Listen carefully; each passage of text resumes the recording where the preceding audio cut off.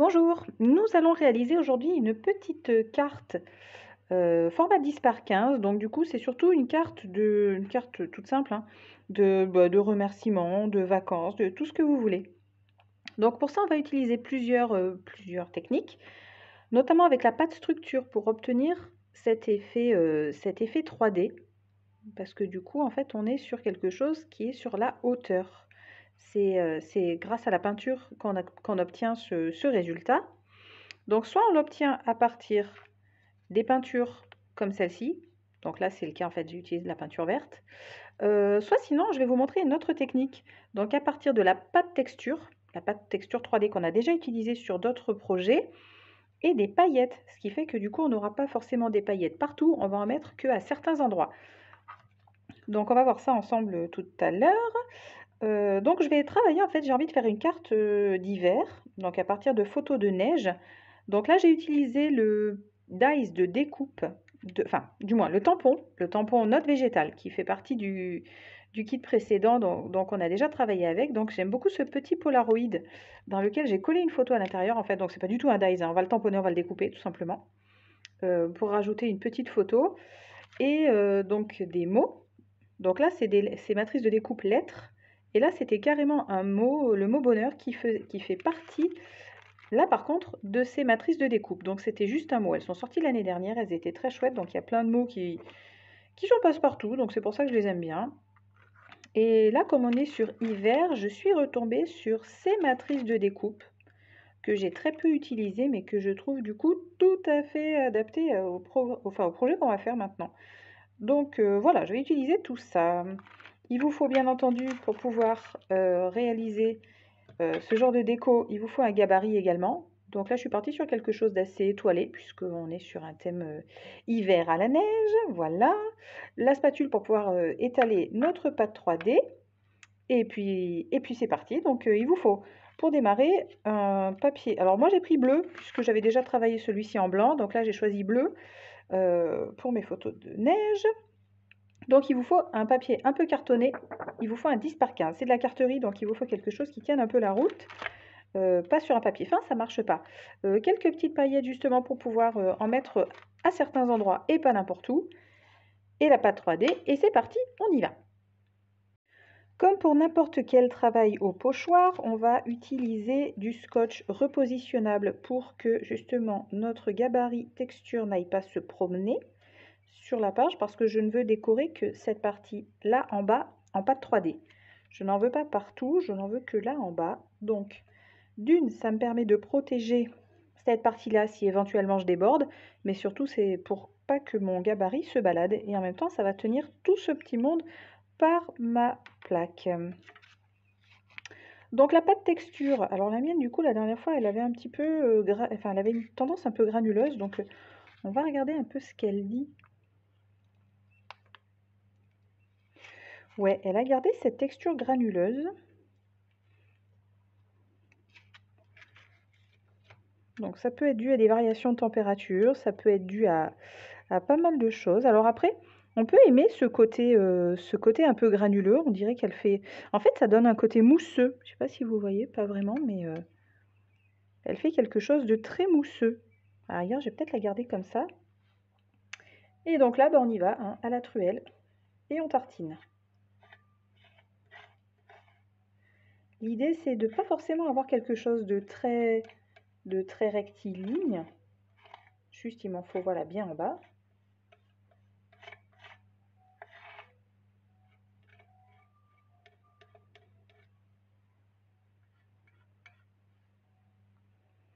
J'ai peut-être été un petit peu généreuse sur ce coup-là.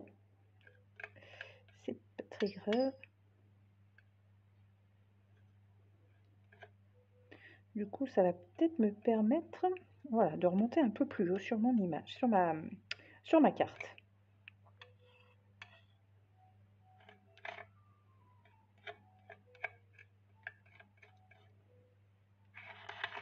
Et donc là, on racle bien,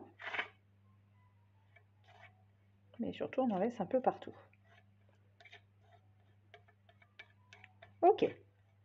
Une fois que ça c'est fait, avec les paillettes, on va venir en positionner uniquement aux endroits où on a envie d'en mettre. Allez-y avec parcimonie, on y va tranquille pour pas faire trop de pâté. Donc j'aurais tendance à dire comme avec une salière.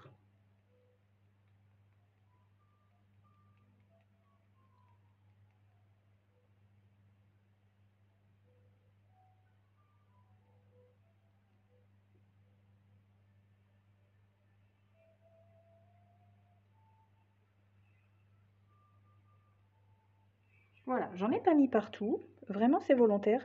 Je vais approcher la caméra pour vous faire voir. Voilà, donc on voit bien que j'en ai pas mis partout, uniquement à certains endroits. J'ai laissé des blancs volontairement. Donc maintenant, je vais retirer le gabarit. Donc là, c'est pareil, on y va tout doucement.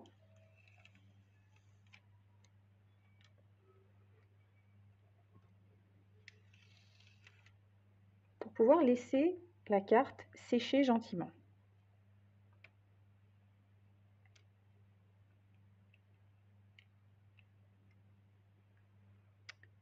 Voilà dans un premier temps le résultat obtenu.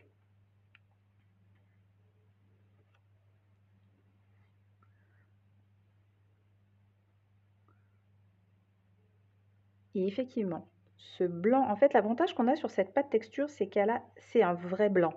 Elle n'est pas du tout ni grisée ni transparente. On a vraiment une finition qui est très très sympa, très jolie. Et du coup, on va pouvoir nettoyer nos instruments. Donc, pendant que notre carte est gentiment en train de sécher, et pour laisser la pâte structure voilà, sécher correctement parce qu'on va finir de la retravailler après, j'ai d'ores et déjà découpé les mots dont je vais avoir besoin. Donc, boule de neige, j'ai utilisé la chute de papier bleu pour être sur les mêmes couleurs. Et j'ai découpé le mot flocon en blanc parce que lui, du coup, sera en haut de la carte. Donc, c'est pour qu'on ait un joli contraste et que du coup, ce soit très lisible. En attendant, on va faire le petit Polaroid qu'on va redécouper par la suite. Donc lui, effectivement, on va également le faire sur un papier blanc, de manière à garder ces contrastes de bleu et blanc, parce que du coup, ça sera bien plus joli. Là, vous partez également sur un papier, alors, je dirais pas forcément ultra cartonné, pas quelque chose d'hyper rigide, ça sert à rien, parce qu'il faut que par la suite, vous puissiez le découper facilement. Donc voilà, un petit bout de cartonnette qui traîne par le pays, ça marche pas mal. Hop. Ok. Je tamponne en noir, volontairement, je trouve ça plus joli. Après, voilà, ça n'engage que moi. Vous voulez tamponner en bleu, en rouge, en vert, en violet. Je vous laisse libre. Justement, libre cours à votre créativité. Pour ma part, je trouve que voilà, les tamponnages en noir, c'est joli. Enfin voilà, c'est beaucoup plus contrasté. Mais ça n'engage que moi. Alors on fait attention justement quand on tamponne à ce genre de petites saletés qui viennent au milieu. Si jamais il y en a et que vous ne pouvez pas l'enlever ou que vous ne l'avez pas vu, surtout, on n'écrase pas le tampon. On y va gentiment, quitte à y revenir 2 fois. Et surtout, on n'écrase pas en plein milieu. Voilà, on évite ce genre de bêtises. Ok. Hop. Pour celles qui ont la plaque à tamponner Pro, la rose, qui est montée sur ressort et qui va divinement bien, vous n'avez plus ce problème. On met la main au milieu et on appuie. Parce que du coup, toute la surface sera ancrée de la même manière. Moi, j'ai l'ancienne, donc elle n'est pas montée sur ressort. Donc voilà, ce n'est pas très grave en soi. Hop. Comme d'habitude, on nettoie son tampon avant de le ranger.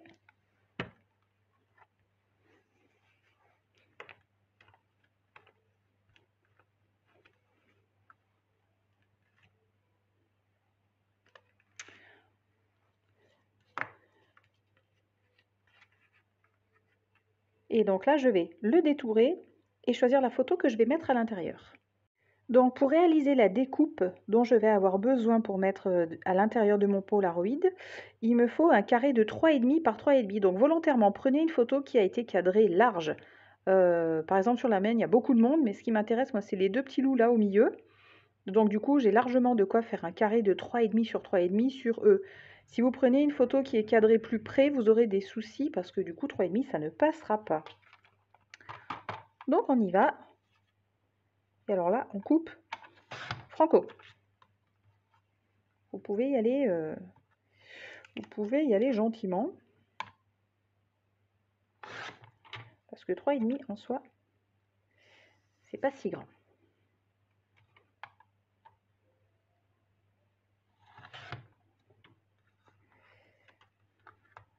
Alors, 3,5, hop.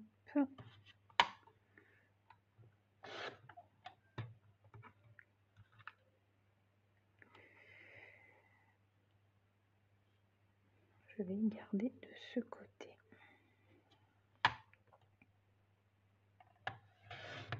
Donc, vous voyez, du coup, ça me permet de retirer pas mal d'éléments sur le côté de la photo. Des mains qui se baladent, des bouts de manches, des trucs. Voilà, ça me permet d'enlever un peu tout ça. Pour ne garder que mes loulous. Donc je vais coller ce petit bout de photo ici, à l'intérieur de mon Polaroid. Hop. Ça vous laisse un petit espace là pour ajouter, je sais pas, un petit mot, une date, un truc écrit à la main ou pas, ou juste une déco, ça peut se faire aussi. Moi je l'ai laissé libre, je l'ai laissé vide, mais après ça c'est vous qui voyez.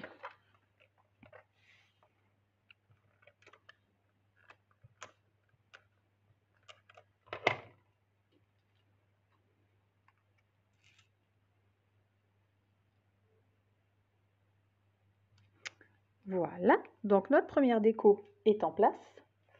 Les mots ont été découpés et maintenant, normalement, la pâte texture doit être sèche. On va aller voir ça.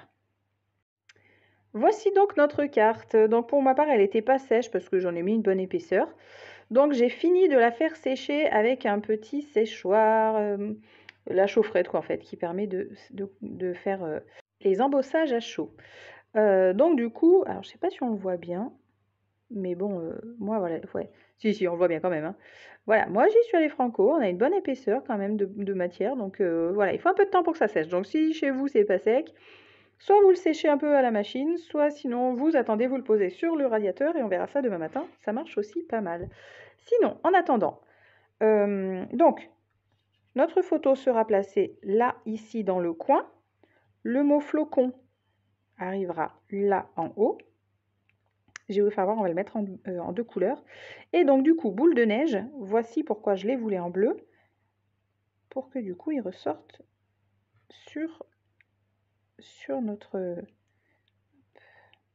Et eux, on va pouvoir peut-être les embosser un peu en blanc. Enfin, on va pas les embosser, on va les ancrer en blanc. L'idée est là. On peut peut-être descendre un peu. Ouais, l'idée c'est ça. Donc là du coup, on va retravailler également cette partie-là avec de l'encre blanche. Voilà. On va utiliser ça sur les mots et sur ce petit coin là en haut et éventuellement une petite bande là sur le côté. Donc il va falloir reprendre le même gabarit qu'on a utilisé pour faire ça. Donc comme tout à l'heure, quand on utilise un gabarit texture, il faut absolument l'accrocher correctement à votre papier pour pas qu'il se promène.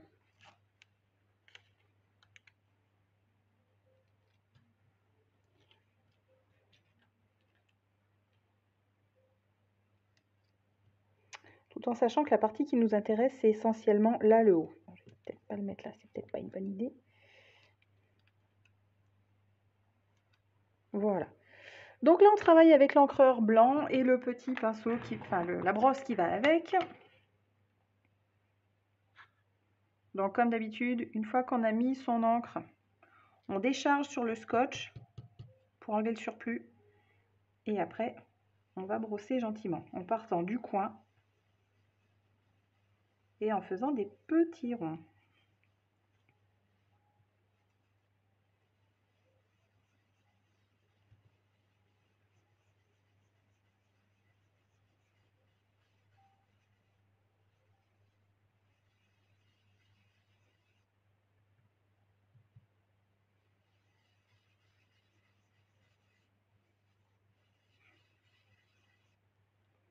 Ok, pour ma part, je pense que c'est suffisant. C'est juste pour faire un rappel. Et du coup, Même chose, là juste sur la longueur. Donc je fais attention de ne pas trop appuyer parce que là du coup comme il restait un peu de matière, j'étais pas forcément sûre que ce soit très très sec. Donc dans le doute, rien ici et surtout on n'écrase pas, on n'appuie pas. Toujours le même principe. Là je vais démarrer du milieu, je ne veux pas démarrer en haut, je veux démarrer du milieu parce que j'ai vraiment envie de faire juste une petite bande de blanc, un petit rappel de couleur sur mon bord de papier, uniquement. Donc je ne vais pas chercher à aller très loin au milieu, c'est pas le but du jeu. Descendre légèrement un peu plus bas.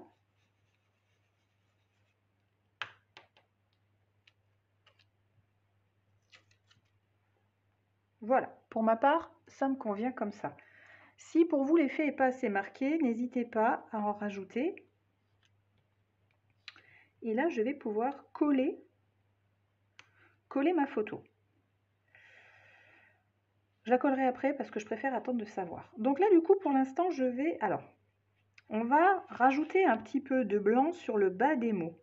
Donc là, j'utilise le quadrillage de mon tapis pour pouvoir bien aligner les mots.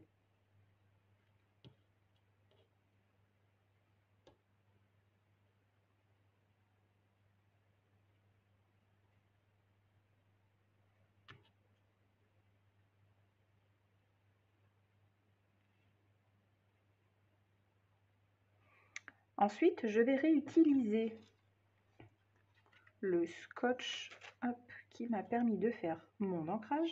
Toi, on s'occupe de toi juste après. Et là, je vais le coller, alors, je dirais une bonne fois pour toutes, c'est-à-dire surtout d'un coup sec. Voilà. Donc là, en fait, ça va permettre de protéger le haut des lettres que je ne veux pas ancrer et de n'ajouter de la matière qu'en bas. Alors après, je le fais dans ce sens. Si vous voulez le faire autrement, c'est-à-dire mettre de la couleur sur le haut des mots, c'est faisable aussi, hein. Moi, j'ai choisi de le mettre en bas, mais c'est vous qui choisissez. D'ailleurs, on peut faire deux couleurs. Même sur un papier coloré, du blanc en bas, du jaune en haut, ça le fait très très bien. Justement, vous avez un joli dégradé de couleurs qui peut être très très sympa.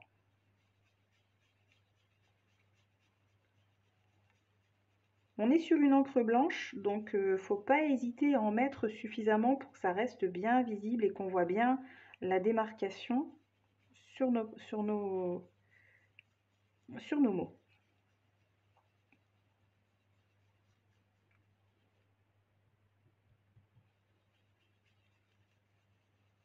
Ok.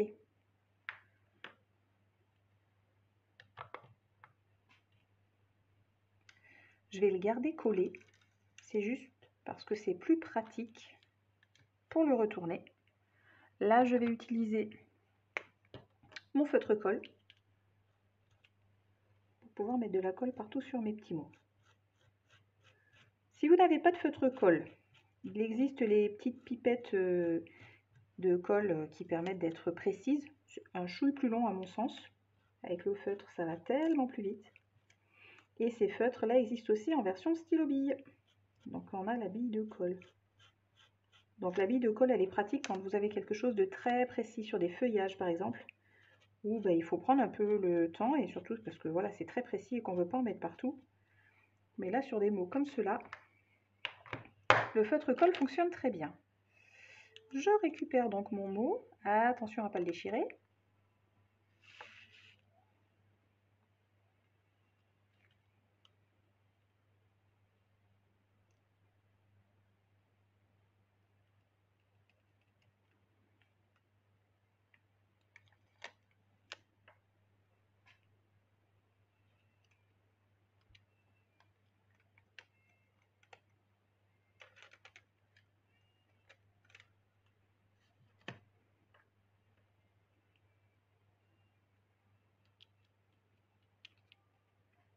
Ok, donc maintenant que mes lettres sont placées justement, je vais pouvoir coller.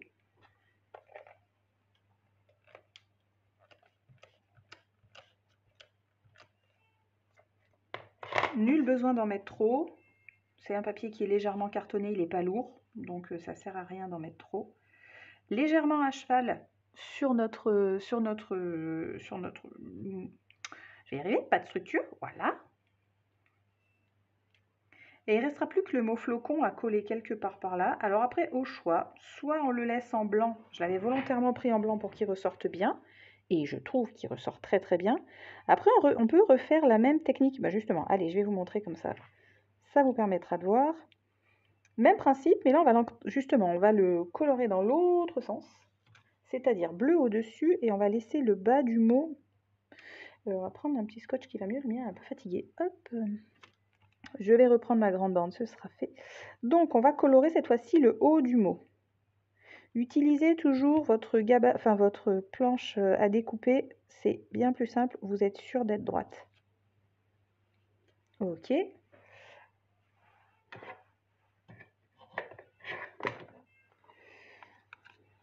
Bleu nuit, hein, tant qu'à faire.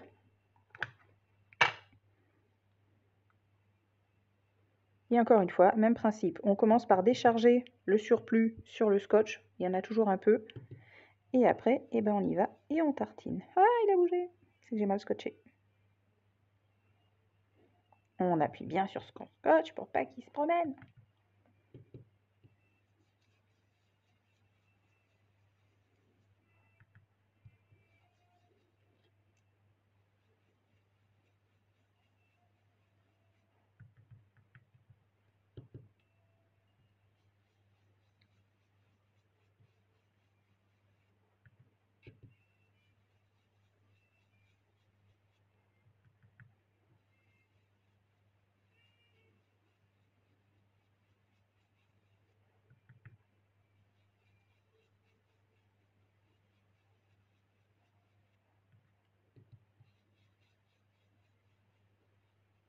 Donc après, en fonction de l'effet recherché, si vous voulez quelque chose de très marqué, eh ben vous rajoutez de la couleur. Et au contraire, si vous voulez quelque chose de plus discret, eh ben on y va doucement. Déjà, ça me paraît quand même plutôt voyant. Donc lui, hop, je vais pouvoir venir le coller sur ma page également.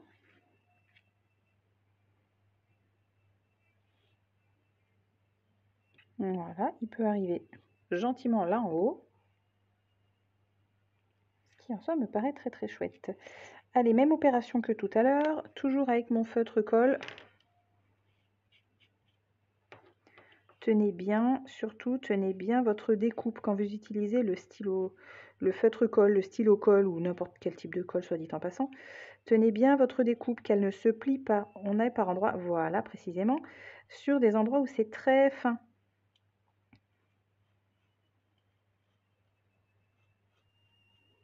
Et on a des petits bouts de lettres, voilà, comme le S, qui souvent est très très délicat. Il vaut mieux se méfier. Hop.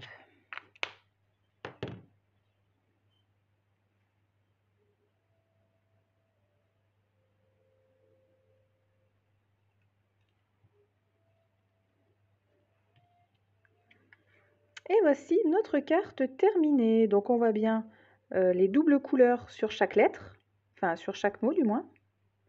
On voit bien la pâte texture avec toutes ces petites paillettes. Et le mot flocon tout en haut avec le joli travail d'ancrage que nous avons réalisé.